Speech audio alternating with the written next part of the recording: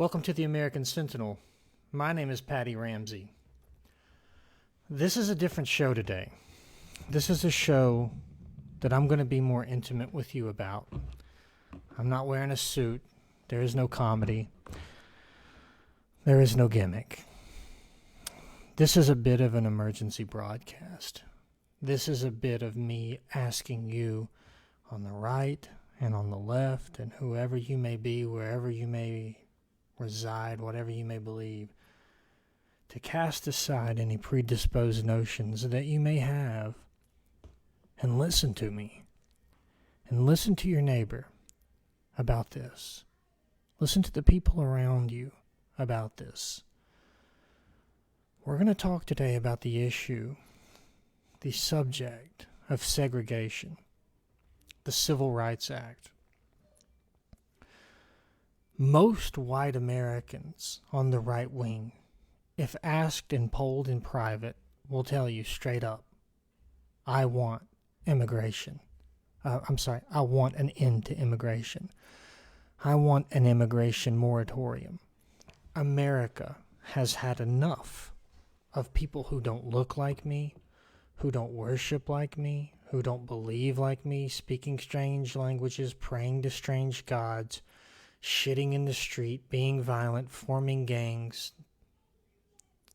There is no phenotype consensus between the natives.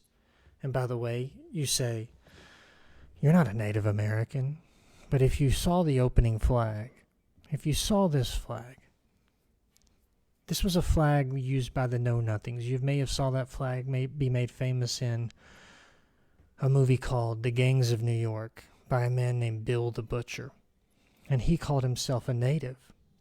And there was nothing wrong with calling yourself a native back then. We had political correctness. This is post Alexander Hamilton. This is post the Federalist Papers.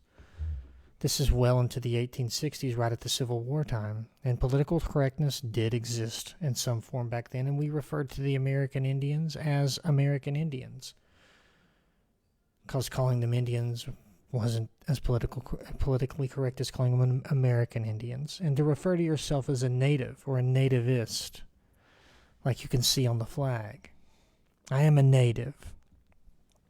Some of us, like on my wife's side of the family, have been here longer than my side of the family. My wife's mom, even though my wife is half Italian, her dad is Italian, my wife's mom has been in the hills of Virginia since the Mayflower days. She came on, some of her family came, the ship after the Mayflower called the Speedwell. And they've been in Virginia since the 15 and 1600s. Some of my Scots-Irish ancestry that left Derry and came to Philadelphia and then immigrated into the mountains of Appalachia have been in these very mountains since the 1700s, since before there was ever an America, since there was only American colonies, since we couldn't get along with the British in Ireland, we couldn't get along with them in Scotland, we couldn't get along with them in America. And that's why the logo of our people and the logos of our people, the Scots-Irish, is born fighting, because we've always been fighting for years and years. And I bring all that up to say that some of us have had enough. When we look at the founding stock of this country and we see that there is a delineation, a degraduation from what our ancestors expected for this country that they were going to build for their offspring, this time of post-American revolutionary decadence where everything was possible because we had just defeated the greatest standing army, the greatest floating navy in the world, and there was a spirit of 1776 that was like nothing the world has ever seen. It was the flower that had bloomed. It was the accumulation and the culmination of everything that came out of the Renaissance and bloomed into this flower of red, white, and blue liberty that we called America. And it was free white men of good moral character. Do you know how I know that it was free white men of good moral character? Because the pre-Constitution documents, specifically the ones relating to immigration, specifically called out those terms. We will accept free white men, a multitude of free white men of good moral character, so long as America maintains an 80% white majority. That's what it said. Those are the exact words. If you don't believe it, you can go look at the Confederation of States papers. You can go look at the Pre-Federalist papers. You can go look at the Pre-Constitutionalist papers. And I don't think our founding fathers would be very happy if they see that all of Chicago is being taken over by Venezuelan gangs, and the New York that Alexander Hamilton fled to from the Caribbean to work under George Washington and start his law practice and create the Secretary Treasury, become the Secretary Treasury. I don't think that Alexander Hamilton, who by the way was probably America's first liberal, I don't think that Alexander Hamilton, as much as he was an abolitionist, would look at today's America and say, this is the America that I had envisioned when I went to war against the British. This is the America that I wanted for my offspring. I know Thomas Jefferson wouldn't have wanted it. I know that George Washington would not have wanted it, and I for fuck sure know that Old Hickory, Andrew Jackson, who got up off his deathbed to put down an Indian rebellion long after he was president, long after he had been shot, what had been rumored over 20 times, long after he was known as the Great War of 1812 general, because he believed in this European spirit. He believed that although we were a free country of free men, now that America was an extension of Europe. His parents, his lineage was from the same place that mine was, Northern Ireland. So many Northern Irish people settled in Tennessee and Kentucky and Virginia, like Sam Houston, the first governor of Texas and the president of the Republic of Texas, who was born right up in the mountains of Virginia and raised in the hills of Tennessee here. A school teacher, a military general, a scholar, adopted by the Cherokee people, married a Cherokee wife. And I wonder about all these people. I wonder about all these people who called themselves Native Americans because their lineage had been here for so long. You think George Washington was a British man? He fought for the British Army during the French and Indian War, or as they call it over there, the 7 Years' War. But he wasn't born in England. He wasn't of a father who was born in England. Even his grandfather wasn't born in England. They were Virginians.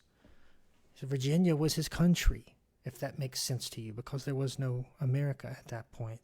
And so I call myself a native. I call myself a Native American, or an American native, because when I have had family in this country since the 1700s, and my wife has had family on her mom's side in this country since the 1600s, and we really have nowhere else to go. We really have nowhere else to go. What, am I going to file a visa on behalf of my one Irish grandparent, my grandmother's dad, and say, oh, I'm going back to live in County Derry, which, by the way, has already been filled up with immigrants as well from Saudi Arabia, Ethiopia, India, shitting on the streets, raping women, calling to prayer, Allahu Akbar, in the middle of the fucking morning, trying to fight. Imagine this Irish culture where you work all week long. You work your ass off all week long. But on Friday you cut loose. You go to the pub with your mates and you have it out. You have a good piss, as they say. And then Saturday morning rolls around and you sleep late and you get up and have a full fry up. Well, go to the pub and have your full fry up this fucking Saturday morning, as they say. That means eggs and beans and bacon. Bacon is different over there, and tomato, and all this white pudding, which is like a sausage, and black pudding. But instead of being able to sleep late and work your hangover off with the little hair of the dog, you get a call to prayer by an IQ 75 Somalian who wants to scream, Allahu Akbar. And the liberals go, oh, it's so beautiful. It's a beautiful religion.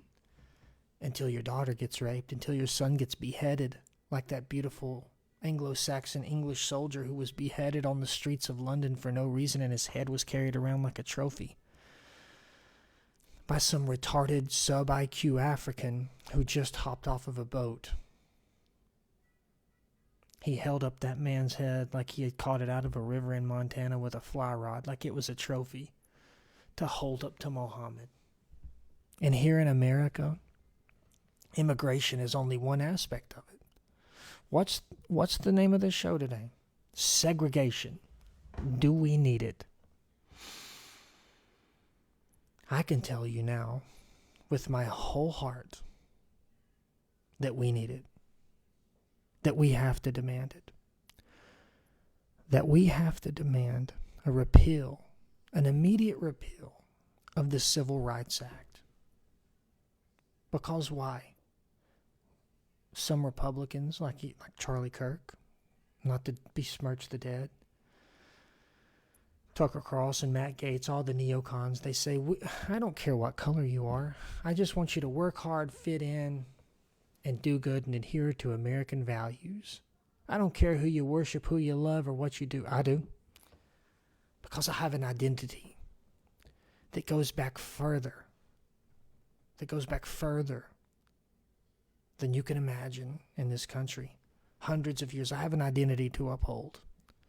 I have an identity that was brought over from the Highlands of Scotland and the plantations of Ulster, Northern Ireland, and was born fighting and looked like me and talked like me and had blonde hair and red hair and brown hair and icy blue eyes and forest green eyes and white skin and innovation and ingeniousness, and it wasn't a colorblind meritocracy.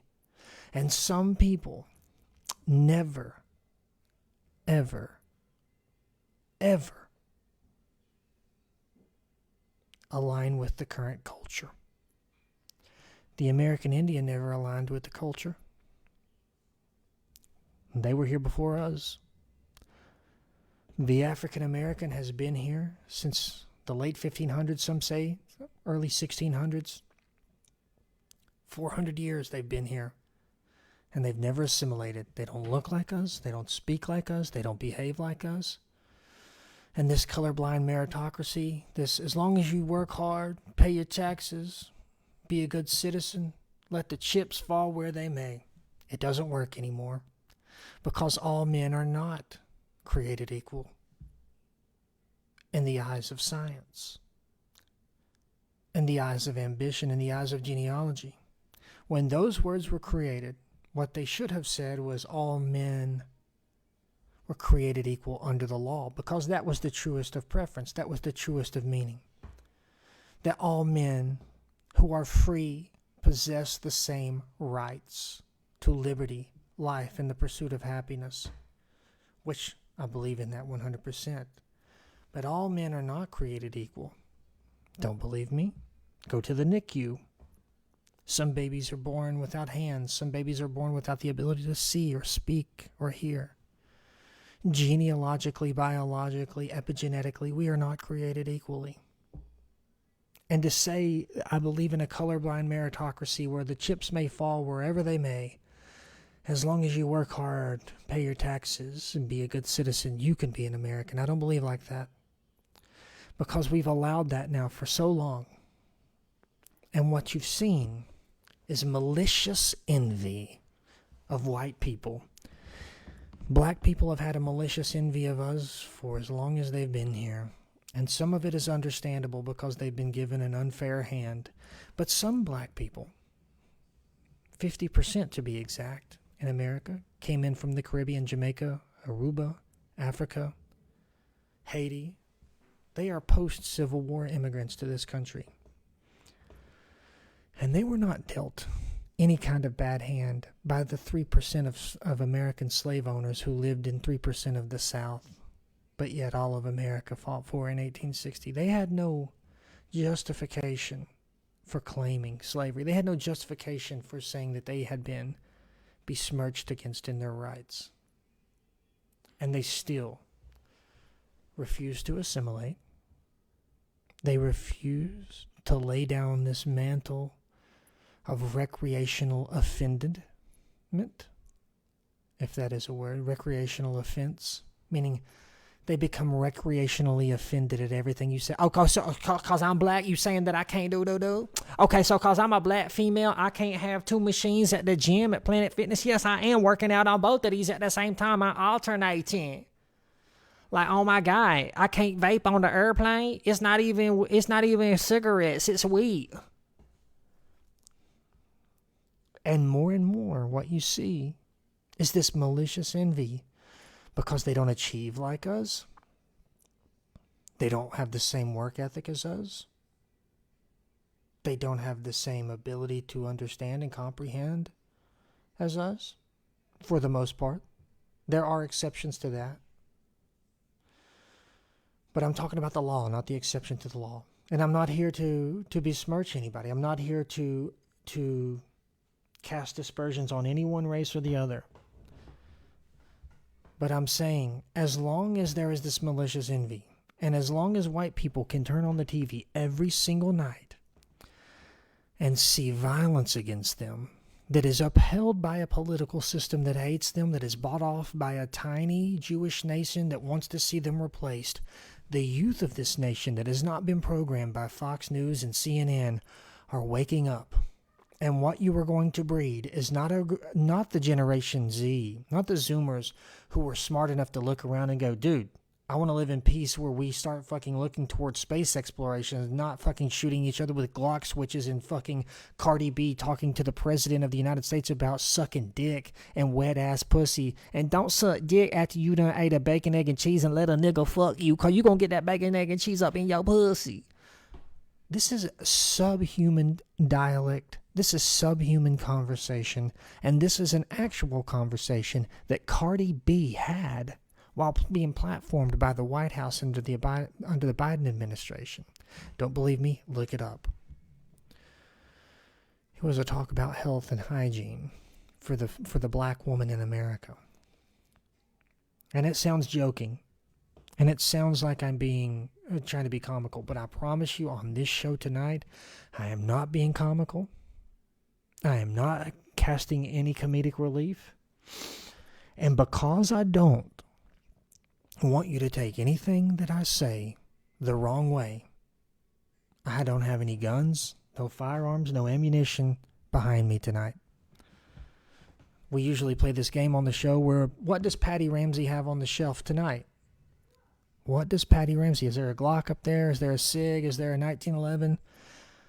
I don't want you to misinterpret anything I've said today, so I've taken all the guns, all the ammo, everything off the shelf. Because what I'm going to read to you next, some viewers may find upsetting. Some viewers may find horrifying. But like I was saying before I get to that, I want to just say, I want to finish my statement that if we don't correct this problem of segregation, of letting white people form their own intentional communities, releasing white people from the burden of segregation and the burden of the Civil Rights Act. And by the way, if it was so popular, then why was it forced at gunpoint? Why were 30,000 U.S. troops, 31,000 U.S. troops, soldiers with M14s sent to these colleges and universities in the South to make white people accept black people? Access to white people is not a privilege. It is not a right. It is not a guarantee. And it must be rescinded expeditiously if we as a human race are ever going to ascend to the stars, ascend to our true destiny. What I'm about to read to you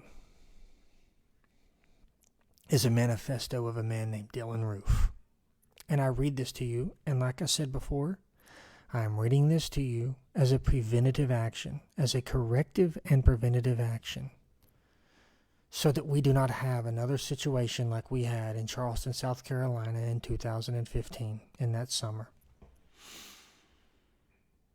Most of you have heard about Dylan Roof. Most of you know who he is. Most of you know what he did. But most of you have never heard him speak. Most of you have never heard his own words. Most of you have never read the book that he's written from prison. Most of you just know what was given to you by the mainstream newspapers, talk shows and TV stations. But I don't want to do that. I don't want to sit back and let you take a Jewish-ran media psyop television network's word for something when you should hear it for yourself. And again, I don't want to glorify this. I believe those people that were murdered in that church in Charleston, South Carolina were innocent people, no matter what color skin they were. And I don't promote violence. And I wish to lean away from violence. I wish to lean away from doing harm to others. But if we don't repeal this Segregation Act, if we don't repeal the Civil Rights Act, we are going to have a whole generation, not just of Gen Z people who want segregation, but of the next generation, the Generation Alpha, who are going to be Dylan Roofs because they are going to have no choice. Dylan Roof did what he did because he felt as if he had no choice. Don't believe me? Then let's listen to his own words. Again, this is not an endorsement of his actions. Again, I don't condone violence. Again, because of this message, there is nothing encoded here. I don't have any guns behind me like I usually do on the show. I'm not promoting this man. I'm not promoting what he said.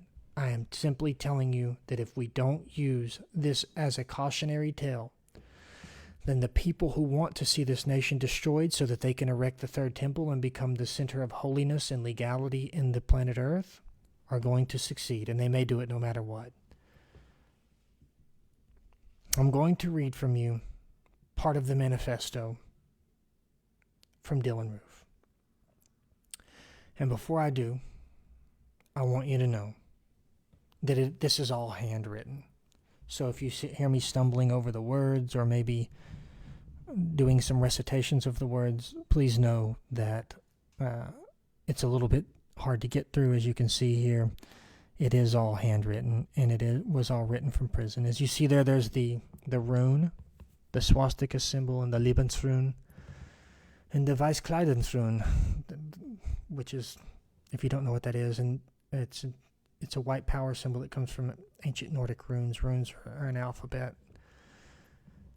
And this is called the Last Rhodesian. And if you don't know what Rhodesia is a country that occupied just the territory just north of South Africa, in Africa. And today it's modern-day Zimbabwe. And it was a land that was prosperous. It was a land that was a utopia, really, on planet Earth. It was a Garden of Eden. It was a British colony that the British had taken and created skyscrapers and cities and dams and electricity, and really created a beautiful place to habitat, to be in, to habitate. And Britain they went through their anti-colonialist period after they were infiltrated by the Jews. And of course, this was all by design. We see it now. Decolonialize and let everybody come back to Britain on the Home Rule Act, on the Empire Act. That's why you see the streets of England filled with shitting Pajeets, destroying the streets, and Somalis and Pakistanis raping people. But in Rhodesia, and for those of you just joining, this is a manifesto from Dylan Roof. And we're going to read it in a minute. But before we go into that, I was letting the audience know that it is called the Last Rhodesian. And Rhodesia is a country in South Africa previously owned by England, an extension of England where they had literal paradise on earth. They had everything they ever needed and wanted, and it was beautiful.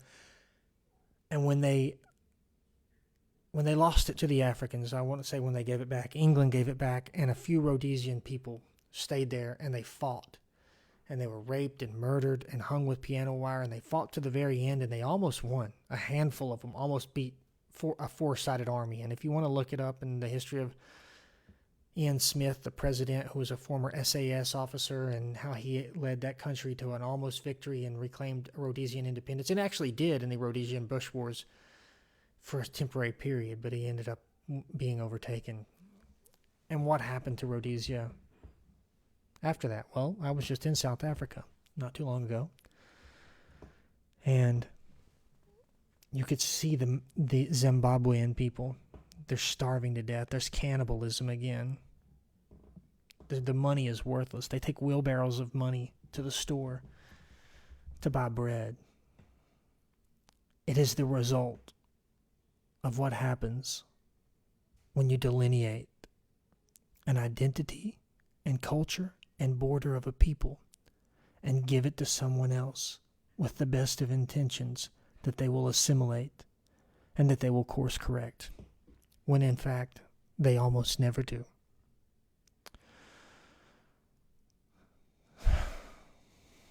This is called The Last Rhodesian, which is a manifesto written by a young man named Dylan Roof. If you don't know who Dylan Roof is, I will tell you that he is a white supremacist labeled by the FBI as a terrorist who walked in one summer day to a church group in Charleston, South Carolina, and he shot dead 9 people. I won't say for no reason, because he believed there was a reason, but for no good cause. Innocent people who didn't deserve it. And again, I'm prefacing reading this by saying I'm only reading it as a corrective and preventative action to keep our youth from making the same mistake that he made. Because, by the way, he's rotting in a prison now. He'll never see the light of day. He'll never hug his parents again. He will be branded the worst type of terrorism, a white supremacist terrorist. Let me move my computer stuff over just a minute. My name is Dylan Roof. I was born on the 3rd of April, 1994 in Columbia, South Carolina. I was not raised in a racist home or environment. Living in the South, almost every white person has a small amount of racial awareness, simply because of the numbers of Negroes in this part of the country. But it is superficial awareness. Growing up in school, the whites and the black kids would make racial jokes towards each other. But that's all. That's all it was. Just jokes. Me and my white friends would sometimes watch American History X or some videos online of black nationalists talking about killing white people. But there was no real understanding behind it. The event that truly awakened me was the Trayvon Martin case. I kept hearing and seeing his name, and eventually I decided to look. I decided to look him up, and I read the Wikipedia article, and right away I was unable to understand what the big deal was. It was obvious that Zimmerman was in the right. But more importantly, this prompted me to type in the words black on white crime into Google, and I was never the same since. Let's pause for a minute. How many of our young people are being radicalized, as the left would call them, or awoken, as the right would call them, by just opening their eyes and noticing what's around them? Just noticing.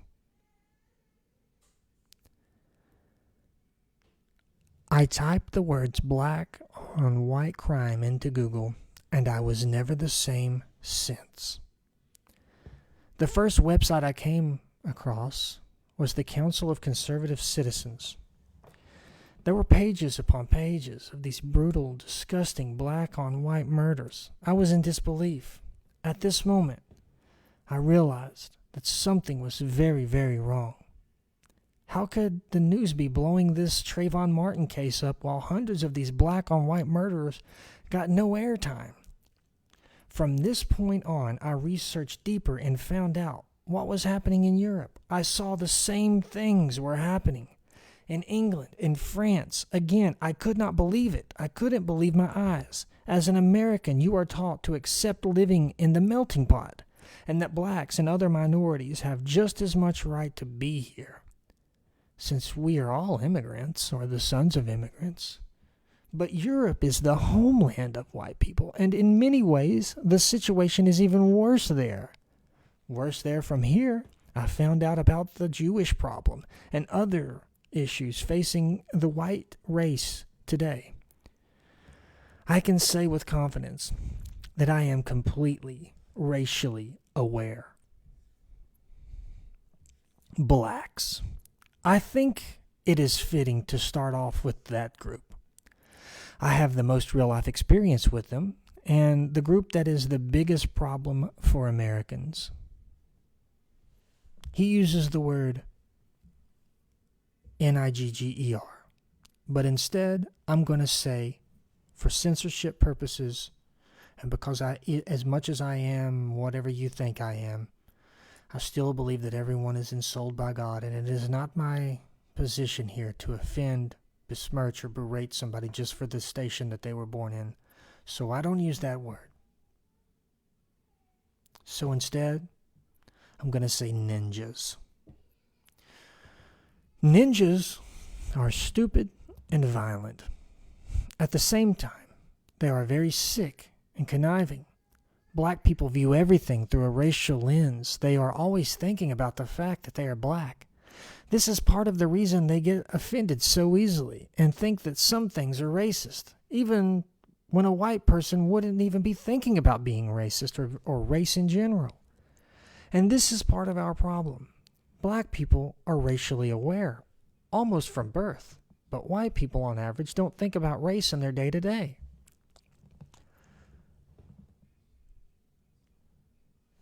But we need to, he states. We need to.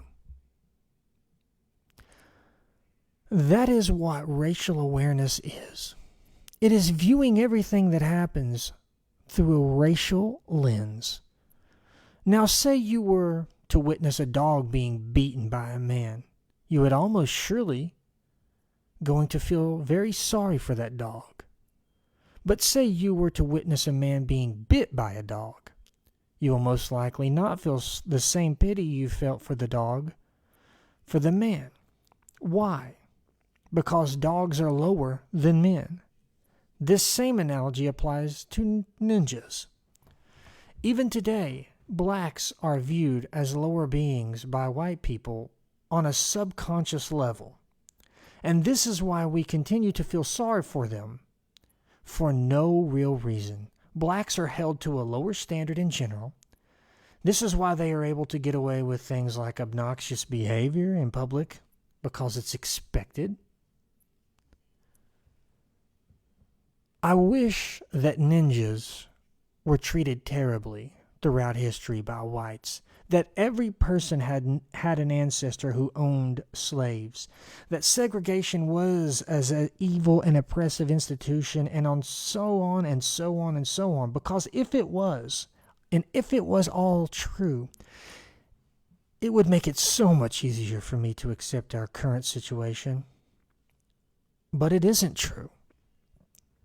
For those of you just tuning in to the program, and I see a lot of viewers are just now tuning in, we're reading the manifesto of Dylann Roof as a corrective and preventative measure to keep our country from violence and to move to let people assimilate how they see fit, to move to let people live and love and work and house themselves around people who they choose, so that we don't have a melting pot where we are melting incompatible chemicals and cause an explosion.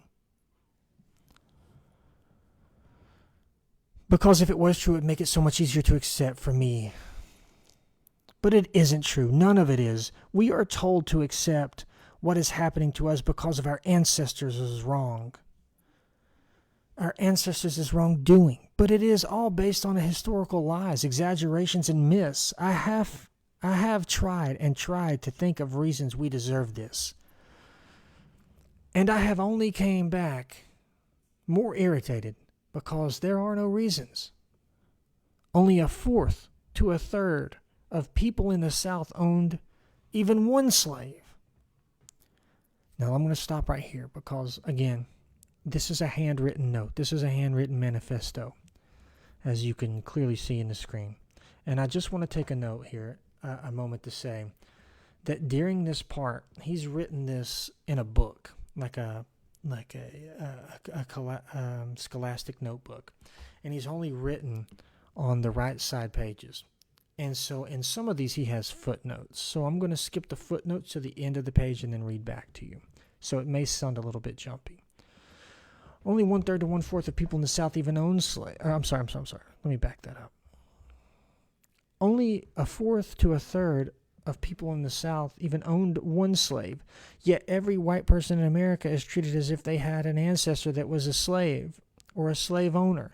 This applies to people in states that slavery never even existed in, as well as people whose family immigrated after slavery and slavery was already dissolved. Segregation was not a bad thing. It was a defensive measure. Segregation did not exist to hold back ninjas. It existed to protect us from them.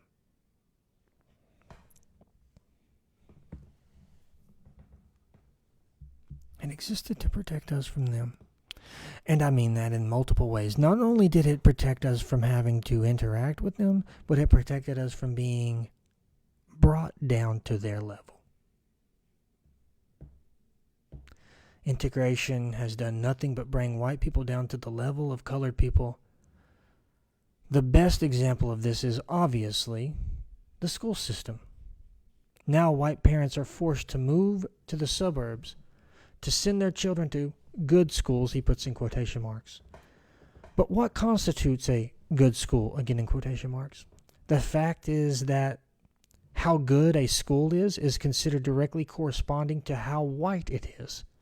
I hate with a passion the whole idea of the suburbs to me. It represents nothing but scared white people running. And that's what they are doing, running, because they are too weak and scared and brainwashed to fight. Why should white people have to flee the cities that they created, that their ancestors created for the security of the suburbs? Why are the suburbs secure? Because they are white. The pathetic part is that these white people that leave for the suburbs don't even admit to themselves why they want to move in the first place. They tell themselves it's for better schools or simply to live in a better, nicer neighborhood, but it is only, honestly, just a way to escape ninjas and other minorities. But what about white people that are left behind? What about the white children who, because of school zoning laws, are forced to go to a black school? That is 90% of blacks. Forced to go to a school that is 90% blacks. Do we really believe for 1 minute that white kid isn't going to be picked on for being white? Do we really think for 1 minute that he will be able to go one day without being called a white boy, quotation marks, by some ninja? And who is going to fight for him? And who is going to fight for him? Who is fighting for these white people forced to live among the ninjas? No one. But someone has to. Now let me pause there for a minute. And again, if you're very familiar with this manifesto, and you notice that I'm leaving out the side notes on the left-hand page, please, I'll get to those eventually. Maybe not in this show, but because we're getting short on time. But there are side notes here, and if you want to see this for yourself, just Google The Last Rhodesian. That's the name of this book. And there's only a few pages left. But I just want to say, as a kid who went to a predominantly black school for a while, it was hell. You literally had to fight every single day. You literally had to fight multiple of them every single day. And there was no way to win. There was no way to win. Because even if you win, you're going to get jumped by all of them, girls, boys, whatever. And I had been in fights with black people at a school called Chilhowee Intermediate School in East Knoxville, Tennessee. And you'd fight 3 or 4 of these blacks at a time. And black teachers would sit there and watch it, and timid white intern teachers right out of college would be biting their like, should we go over there and break it up, or and a big fat black teacher who I had would go, you want to break it up, go break it up then, but they getting theirs. Shit, I went to Georgia State, you know what I mean? I got my degree. Like, you think I'm gonna break my motherfucking nail to go over there and break it up? He shouldn't have said why he said it then. And that's how teachers talked when I was fighting, literally for my life in 3rd grade. So I know exactly where he comes from this. And if I wasn't absolved of some sense of malicious hatred by my Christianity, by being baptized in Holy Orthodox baptism, then I think I could have very easily went down this path when I was young. I think I very could have went down this path if I hadn't had good people like my father and mother placed around me to let me know that all things come to an end, and this too shall pass, and this is only a season in your life. And my dad told me one time, he goes, you'll look back at this time and you'll be thankful for it, because it made you tough. It made you realize that you could endure more than you realized you could endure. And that's the truth now, and I probably, looking back, wouldn't have traded it for anything. Let's continue. Anyone who thinks that white and black people look as different as we do on the outside, but are somehow magically the same on the inside, is delusional. How could our faces, skin, hair, and body structure all be different, but our brains be exactly the same? Let's pause. He's exactly right there. A man named Dr. Watson, the man who is responsible for mapping the human genome, who gave us human genome theory and epigenetics and won the Nobel Prize, he noted all this, and he noticed that the amygdala, which is the emotion control center and a portion of the limbic system of the brain, was much different in blacks than it was in whites. Whites are more process-oriented thinking, and blacks are more emotional thinking. And they both have their pros and cons. I'm not saying that we're better than them. I'm saying, look, black people are survivalist. Their emotion control, limbic system tells them when danger's coming. They get out, they go into fight and flight quicker than we do. We sit around and ask ourselves, we still process, should we flee this situation? If we do, we're going to look like racists, and then we get raped and stabbed and killed. So I'm just saying that there are differences, and that he is right. Negroes have, and again, I said I'd never say the N-word on here, and I don't consider Negro to be the N-word. I don't consider Negro to be a bad word, especially when you see the black Hebrew Israelites on the street saying the American Negro, the so-called American Negro. I heard Muhammad Ali say it my whole life growing up, and it is a very scientific way to refer to one of the three races, the original three races that existed on Earth: Mongoloid, Negroid, Caucasioid. Negroes have lower IQs, lower impulse control, and higher testosterone levels in general. These three things alone are a recipe for violent behavior. If scientists publish a paper on the differences between the races in the USA, he could expect to lose his job. Now pause. He's right there, because that already happened to Dr. Watson. Where were we? There are personality traits within families, so why not within races? When you go to a doctor, they will usually want a record of diseases within your familial history, yet we still deny the differences between the races. Some white nationalists support the idea of a Northwest front. I think this idea is stupid. Why should I, for example, give up the beauty and the history of my state to go live in the Northwest? If you don't know what the Northwest Front is, please go look it up. It's an intentional community. To me, the whole idea of just parallels. To me, the whole idea just parallels the concept of white people running to the suburbs. The whole idea is pathetic, and is just another way to run from the problem without facing it. Race war. I would love for there to be a race war. That's what he wrote. I want you to keep this in the back of your mind as we close this out, because most of you have never been in war. Most of you don't know what war looks like. And most of you have never studied war. I've studied war for the mass majority of my adult life, both as a hobby, both as when I took military science in the university I was in, as a class, and as an ROTC cadet. I've studied war as a passion, and I can tell you every single time, you think that there is a disinterested third party country lurking and looming in the shadows, they become very interested very quick. Don't believe me? France and England hated each other, and they weren't even at war. The American Revolution starts. France jumps in and helps us win. The American Civil War, England tried to back the South. North Vietnam, South Vietnam, that wasn't really a war that anybody cared about Vietnamese people winning. It was America versus Russia. Afghanistan and Russia, America's there looming and lurking in the shadows. And if America goes into a second civil war or a race war, there will be bodies on the streets. And let me tell you, you think because you play video games, these Generation Z people, these Zoomers think that they're going to shoot somebody and the body's going to fall to the ground. Somebody's going to come in your house, you're going to shoot them, their body's going to fall to the ground, maybe disappear, or you're going to loot them like in Fortnite or Call of Duty. And they never think that when the fighting's over, you're going to have to be the one to dispose of that human garbage. You're going to have to be the one to work hours either digging up a pit to put that body in, and all the other bodies from the Civil War, or burn them or stack them somewhere and let them decompose naturally while poisoning the wells and waters of the environments around them and polluting the environment. War is fucking nasty. You're going to sift through the people's blood and guts and shit that you just murdered for some glory. And this kid is delusional.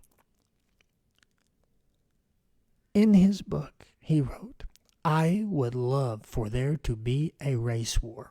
I won't lie, I think about every white nationalist dreams of race war, even if they deny it.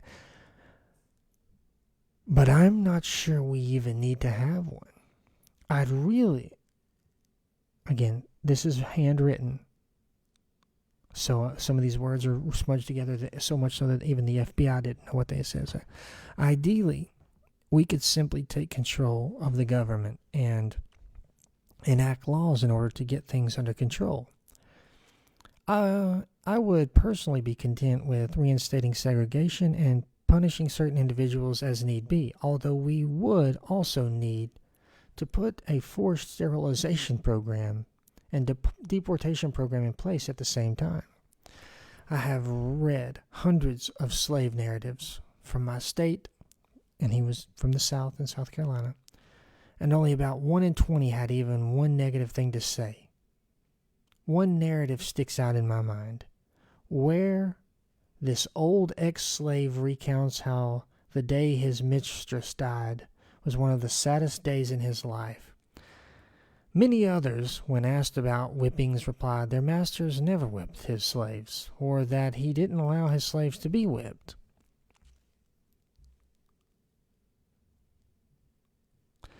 There's a side note here. I'm going to read this one. In a modern history class, it is always emphasized that when talking about bad things white people have done in history, the people were white. But when we learn about the numerous, almost countless wonderful things whites have done, it is never pointed out that those people were white. Yet, when we learn about anything important a black person did in history, it is always pointed out repeatedly that they were black. For example, when we learn about how George Washington Carver was the first ninja smart enough to open a peanut. There is some other writing here, but it looks like it was erased, and I really can't see it. I have noticed that one of the things, and again, this is all over the place, this is handwritten. It gets really convoluted at this point. I've noticed that one of the things racially aware white men seem to have the most is race-mixing white women. We seem to hate the most is race-mixing white women. I personally don't understand this. These people seem to place the blame only on the white women without thinking about what causes them to do it. In my eyes, these women are nothing but victims. They are victims of the Jews and their media telling them that not only is this okay to race mix, it is cool. Then, more times than not, they end up being victims of domestic abuse at the hands of their black lovers. I don't think these women should be killed or even punished so long as they repent. They are not beyond saving. I personally wouldn't want to have relations with one of them as they are damaged goods. The Jews.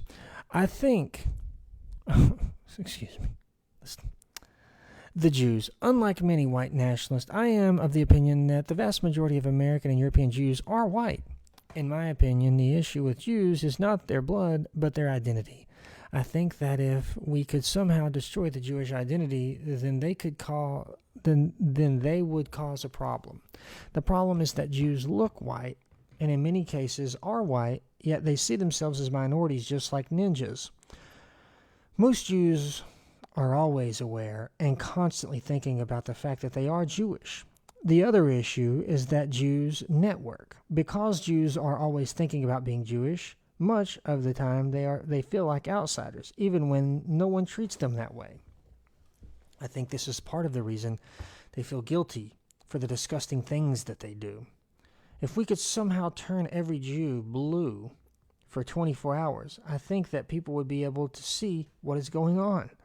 What I mean by that is that one of the main reasons Jews are able to get away with the things that they do is that people don't recognize them for what they are. Religion. I don't today consider myself a Christian, but obviously Christianity is an extremely important part of white culture, historically. For that reason, I believe that Christianity should be, in the very least, respected. I believe that even if you don't believe in Jesus, he deserves to be respected as part of our history and culture. I would like to say that unlike the ninjas who blame others for their problems, I do not blame black or even Jews for my failures in life. I also want to state that I am morally opposed to psychology. It is a Jewish invention and does nothing but invent diseases and tell people that they have problems when they don't. Now this is part scribbled out a little, and it's hard to see, but I'm going to try to read it. I am not fighting for what white people are, but what we have the potential to be. I don't need respect. I don't respect or feel pity for old white people or my elders, as they are the ones who let us get into this situation. Now, these are just scribblings. He gets a little bit more manic, a little bit more mad here in these last ones. Homosexuality doesn't exist. It is nothing but a fetish that has been turned into a sexuality by the Jews. This is why so many married men with children come out as gay. They obviously can perform normally. They just prefer men. Homosexuality should be illegal, or, and it cuts off here, reinstated as severe mental illness. Okay. Again, handwritten. This is right around the time he's going crazy. If he did go crazy, and we'll talk about that. One of my only regrets is that I was never able to fall in love. I want you to remember that. Now, this is a kid writing this. I don't know if he wrote this right before he shot those people or if he wrote this in prison. It's unclear because it's all put together as a compiled manuscript, a manifesto, and then a compiled manuscript. But think about this young kid. Now, you've heard his words, you've heard the way he speaks, you heard the way he writes, you've heard his ability to communicate with others. Crazy, not crazy, whatever you think of him, you can at least agree that he is somewhat intelligent. That if he had not have done those things, he had potential. He had potential in literary, he had potential in communication, he had potential to meet someone. He was a handsome guy. I mean, the haircut's probably got to go. But he wasn't a terribly ugly person. As you can see, he had a nice smile. And think about this. All this thrown away. All this potential gone. All of it gone. And you, of course, empathize with the victims who unknowingly were ambushed in a church service and shot to death, who met their demise in a very, very wicked way. A very, very satanic way. It almost seems like they were sacrificed. And I don't agree with it. I don't condone it.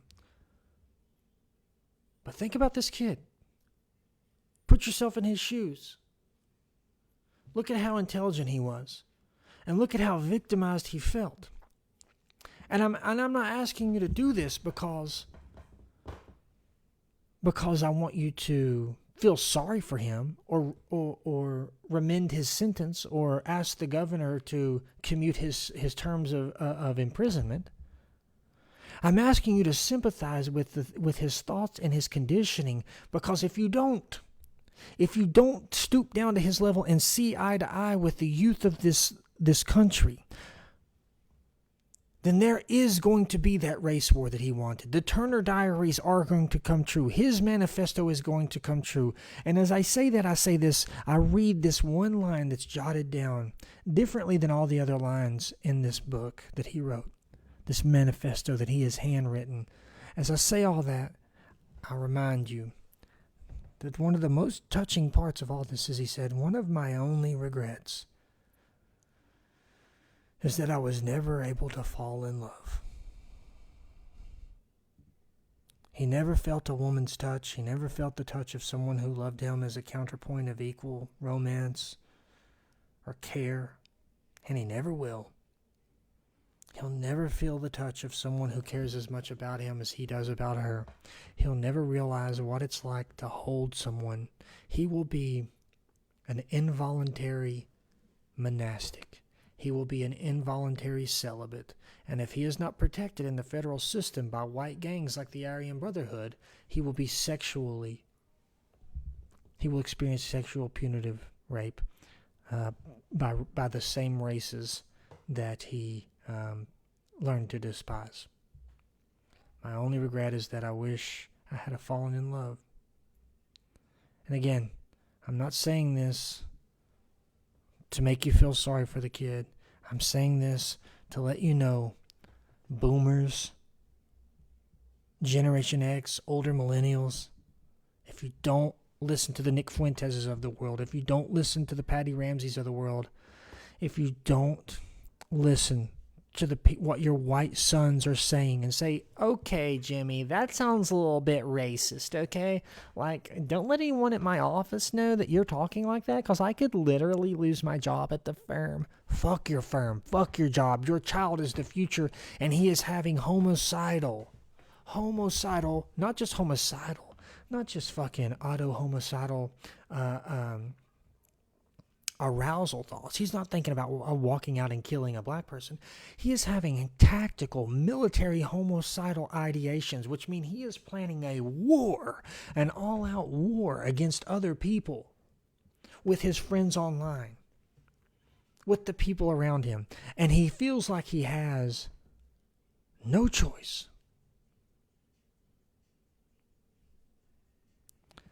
Dylan wrote, people joke about prison rape without ever thinking about how sick it really is. It is a touchy subject, I know, but white nationalists need to confront it. I see so many white women wasting their beauty because they put no effort into how they dress. Now here's the last line. No one else has responsibility for what I have done. I planned and went about it completely alone.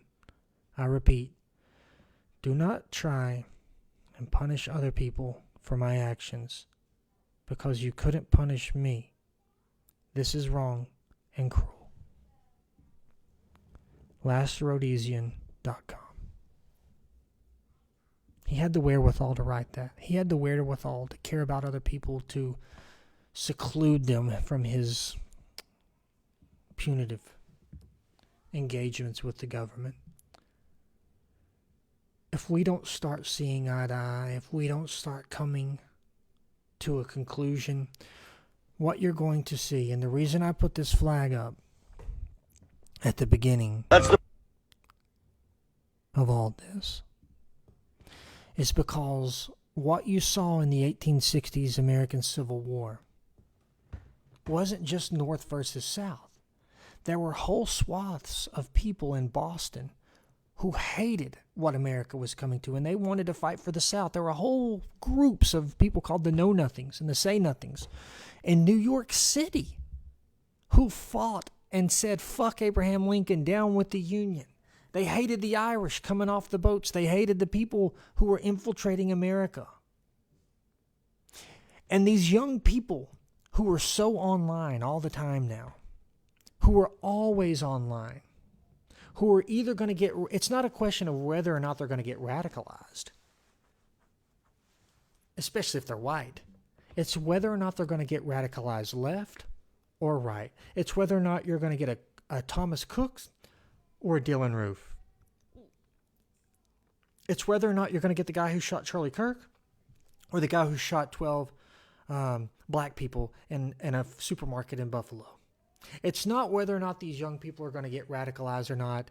It's which way, because they're always online and they're being force-fed propaganda by a Mossad unit that wants to see this country fail, that wants to see someone like Russia come in and aid our enemies from within, that wants to see the third temple be set up in Jerusalem and they be the center for holiness and excellency and the apex for civics and law. They increase the enviousness, the malicious envy that comes from minorities towards whites. They increase the rhetoric that goes around these 8chan, 4chan type chat circles and keeps young white men hating their environment.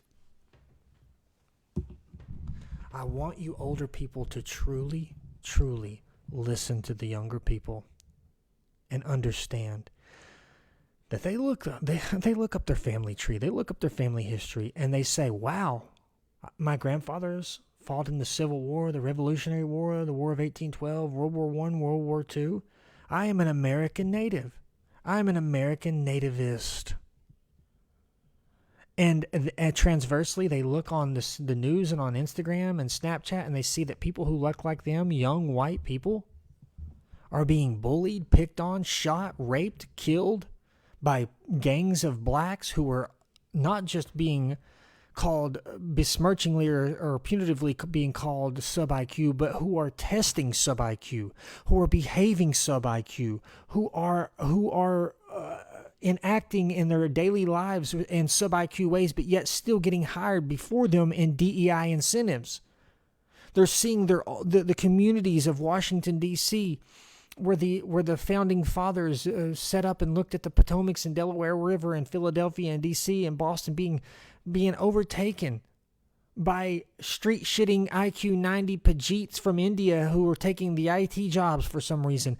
And they're saying, hey, every person who jumps off this airport, every person who jumps off a plane at this airport is my enemy. Every black person I see is my enemy. And I'm telling you, you don't want that. Because, yes, remember 1860s in America. There was a civil war.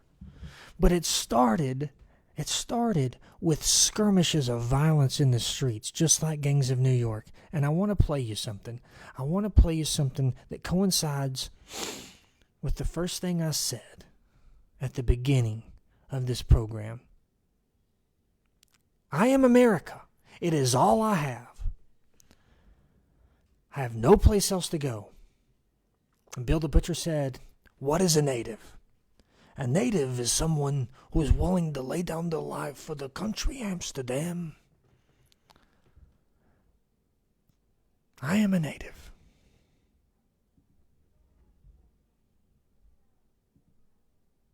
That's the building of our country right there, Mr. Cutting. Americans are burning. I don't see no Americans. I see trespassers. Irish hops who do a job for a nickel what a nigger does for a dime and a white man used to get a quarter for. What have they done? Name one thing they've contributed. Votes. Votes, you say? They vote how the Archbishop tells them, and who tells the Archbishop? Their king in the pointy hat what sits on his throne in Rome. Bill's got mixed feelings as regards the Irish. And there'll be a handsome price for each vote goes Tammany's way. My father gave his life making this country what it is. Murdered by the British with all of his men on the 25th of July, Anno Domini 1814. You think I'm gonna help you befoul his legacy? By giving this country over to them was had no hand in the fighting for it? Why, because they come off a boat crawling with lice and begging you for soup? That's the building of our country right there, Mr. And that is the sentiment that you are seeing And that is the sentiment that you are seeing from our children.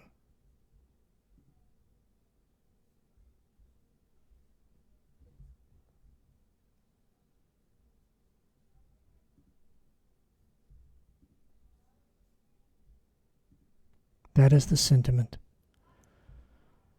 And that is the sentiment that you are seeing from our children. That is the sentiment that will continue into gang violence and civil war and will transform this country, will transfigure this country into something that you will not believe and will not want to be a part of. And I'm telling you, if you don't stop it now, it's going to be beyond your control very, very quickly. My name is Patty Ramsey. This is the American Sentinel.